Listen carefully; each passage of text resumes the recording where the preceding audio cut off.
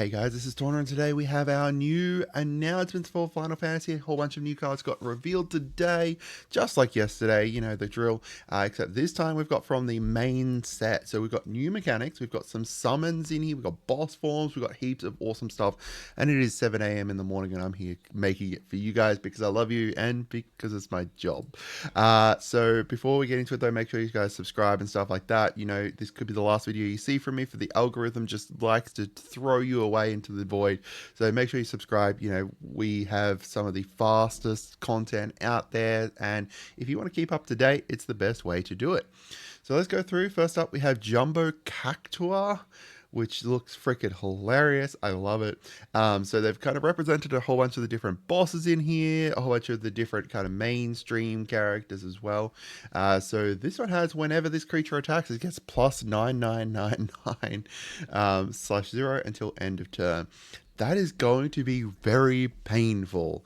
In something like Commander, there is very likely you're able to give this trample, and that is just going to finish someone off unless they actually have to use removal on it straight away. That is actually bonkers. I need this for my Lush deck. He is going to absolutely love this because he gives trample to everything. Well, his deck gives trample to everything, and he just cheats out big green creatures. So I could get this out like turn 3 or something. It would be crazy. And this is one of the examples of the new treatments, the borderless woodblock cards there. You're going to see a fair few of those. We've got this one here, which is the Sin Spearer's Punishment. So it has flying. Whenever it enters or attacks, exile a permanent card from your graveyard at random, then create a tapped token that's a copy of that card. If the exiled card is a land card, repeat this process. Interesting that you can create a tapped token of the land as well, because you create the tapped token of the land and then you also then get to do it again. So if you just, you know, have self-milled yourself and got a whole bunch of lands in there, you could potentially ramp out pretty hard with this. This is going to be a very, very interesting commander, to the point that I'm thinking of just making a video of here are the new commanders from the set, because this one's really cool. And we've got the wood block version of it there as well. We've got a few ones here. We've got Tonberry, which has when it enters tapped with a stun counter on it, and then during your turn, this creature has first strike and death touch. It is only one cost though, so you know you're gonna put it out, and then it's not gonna untap the first time, and then it'll untap the second time. So you kind of leave it out there for a bit. If you've got ways to untap it or remove that stun counter, you can get it up faster though. We got Stiltskin Moogle Merchant. He has a lifelink, and then pay 2 tap to make target opponent gain control of another permanent you control. If you do, you draw a card. Reminds me of a tiny version of like that one Jeskai commander that hands out your stuff. And there's lots of really interesting ways you can make use of this. I'm not sure about how in the main set it will be able to do it, but once you combine it with, you know, the actual full commander, all the commander cards, you could easily find some ways to make this into a freaking hilarious version. Maybe just hand out little things or something. I don't know. And then the interesting thing with this one is it's got a new creature type here, which is Moogle as well. All right, and then we've got the woodblock version of that. And then we've got Saz's Chocobo over here with landfall. Whenever a land you control enters, put a +1 onto it. It's just a little birdie, just a little 0/1. We've got some like special flavor text to all of them too. That's obviously on brand for Final Fantasy and stuff, which is really interesting. The actual like logo for these ones is like the Final Fantasy, like the set logo is like Final Fantasy. I much preferred the Chocobo that was from the Commander set though, but I don't know, they decided to do it this way for some reason. All right, we've got Garland, Knight of Cornelia. So this is showing off one of the new mechanics. So these are meant to represent either, you know, bosses that switch modes, or you've got like people later on, what they didn't actually show any, but they're like, you know, like the heroes, and they're like, as they progress through the storyline, you progress through the creature and you're able to flip it. So that's kind of what the flip cards are meant to represent, either, you know, different modes for a boss or the way the boss kind of evolves throughout the fight or something. But this does confirm that we do have, the flip cards within the set as well. So Garland has whenever you cast a non-creature, surveil 1, and then you can pay 3, a black, black, red, red to return him to the battlefield transform. So return this card from your graveyard to the battlefield transform. So he does have to die for you to be able to do this. So I assume like an aristocrat deck would be very interesting with this. So then when he returns, he's got flying, and then when he dies, put him on the bottom of its owner's library. I don't know. That's a very interesting.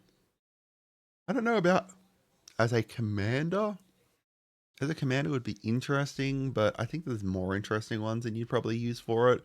But I do love the mechanic of like, you know, them. So this is him, meant to have gone away and then comes back transformed, which is really cool. I like that. I think that's a very, very interesting one. And then we've got the extended version of him there.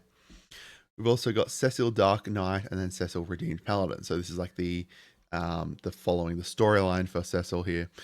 So the Dark Knight has Death Touch, and then whenever it deals damage, you lose that much life. Then if your life total is less than or equal to half your starting life total, untap and then transform. So this is interesting as well because this would be an Orzhov card, I believe, because it's got red on one side and then white on the other side. And then the other side has whenever it attacks, another attacking creature gains indestructible until your end of turn. And this is the character cards. So, featuring some classic kind of character art there. That's really cool. I love it. I love these character cards. They're really awesome. They're kind of what I wish the Modern Horizons ones were instead of like the side portrait. I kind of wish that they went with these instead with like the full characters. I think that's just really cool. We've then got Emmett Selch, Unsunded. So he has Vigilance. Whenever he enters or attacks, draw a card, then discard a card. At the beginning of your upkeep, if there are 14 or more cards in your graveyard, you may transform Emmett. You may transform Emmett as well, is interesting. So then on the other side, transforms into Hades, Sorcerer of Eld. Still has Vigilance, and then during your turn, you may play cards from your graveyard. However, if a card or token would be put into your graveyard from anywhere, exile it instead. So you're kind of filling up your graveyard on like the front side, and then on the other side you get to bring those cards back, but anything else that would be going into your graveyard is not going to go in there. That's a very, very interesting mechanic, right? Like, so you've got to decide when you want to be able to flip it. It's also play cards, so if there's like lands in your graveyard, you can play those. Yeah, that's really cool. I love that. In an actual like in a standard, I don't know how well it's going to go unless you've got like some kind of more mill stuff because you'd have to discard a lot to be able to get it up there quick enough, I think, because it might be too slow for that. But I think in Commander it's great, and as a Commander it's great, especially if you've got a way to be able to sack him when he's on this side, so that way you have the option of getting rid of him to be able to kind of one, transform him back over, and two, be able to put things back into your graveyard. So some really cool ways you could make use of this, and oh my god, I love it. Oh, this version of it is so cool. Now, keep in mind that the versions that they're showing here, the borderless versions, are going to be available. Borderless character versions are available just, in the normal set, like normal set boosters, play boosters, which is good. We've also got the extended version over here. We've also got side quests. So at the beginning of your upkeep, look at the top card of your library. If it's an artifact or creature, you may reveal it and put it into your hand. If you put a card into your hand this way, create a food and transform it. So this is meant to kind of represent, a side quest in Final Fantasy 15 or, any kind of Final Fantasy game has side quests. I love that it's got like the flavor text. I am Noctis, Prince of Lucis, and the King of Fishing. And then when you flip it over, it's meant to represent, you've got your campsite, and when you get to like, eat the food that you've essentially cooked, because the ending here is cooking it. So this is sacrifice an artifact, put a +1 counter on each creature you control, activate only as a sorcery. So if you're making a whole bunch of foods, there's lots of ways to be able to make use of this, but there's lots of other artifacts you could potentially sack with it too. We've then got this other new mechanic, which is Saga creatures. So these are meant to represent like the summons, where you bring out your summon temporarily. So the first one is the Summon Shiva that they showed off here. So when it comes in, it's going to tap target creature and opponent controls, put a stun counter on it. Then turn 2, it's going to do that. And then turn 3 is draw a card for each tapped creature your opponents control. So this is very interesting because turn 1 it comes out, it's not going to have haste, right? It's not going to have haste. Unless you've got some way to give haste off it would, obviously. Turn 2, you're able to attack with it. And then turn 3, you're going to sacrifice it. So that's very interesting. I'm actually surprised that they didn't do more like the impending, where it gets the time counters change on it based off of the end step. Because you're going to sacrifice this prior to attacking. Realistically, with this Summon Shiva, you're only going to get to attack with it once. Now, it does have quite a powerful effect for, the cost of it, and you do get to attack with it once. And yeah, maybe there's use for it. I don't know enough about Final Fantasy and about, the summon system to know if only getting to attack with it once makes sense, but we'll see. They also revealed there is going to be 2 other new mechanics. So the new mechanics obviously are the summons and the saga creatures here, and then the flip cards, whether they are, the enchantments here or whether they're actually creatures as well, which is really cool. All right.